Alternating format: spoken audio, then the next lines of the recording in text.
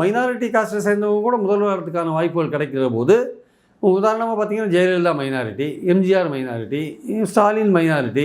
அதை இவர் சொன்னார்ல, டாக்டர் ராமதாஸ் 10,000 பேர் கூட இல்லாத ஒரு கம்யூனிட்டியை சேர்ந்தவர் முதல்வராக இருக்கார் அப்படின்னு சொன்னார்ல, அது உண்மையும் கூட. ஆனால் என்ன அட்வான்டேஜ்னா, அந்த மைனாரிட்டி கம்யூனிட்டியை வந்து எல்லா மெஜாரிட்டி கம்யூனிட்டியும் ஏற்றுக்கிறாங்க. ஆக்சுவலாக அவங்க ஏற்றுக்கிற ஒரு தலைவராக இருக்கார். ஆனால் ஒரு மெஜாரிட்டி கம்யூனிட்டி வந்தால் மற்ற மெஜாரிட்டி கம்யூனிட்டி வந்து இவங்க வந்து அவங்களாக இருப்பாங்க, அவங்களுக்கு தான் சாதகமாக இருப்பாங்க. உதாரணமாக ஜெயலலிதா ஆட்சியில் இருந்தபோது சசிகலா கொடுத்த முக்கியத்துவத்தை பார்த்து இது முக்கலத்தோரோட கவர்மெண்ட்டு, முக்கலத்தோர் தான் முக்கியமான பொறுப்பில் இருக்காங்க அப்படின்ற மாதிரி ஒரு பேச்சு இருந்தது. காமராஜரையே ஒரு நாடார்ன்ற ஒரு இதுக்குள்ளே குப்பிக்குள்ளே அடைக்க பார்த்த இதுதான் இது ஆக்சுவலாக.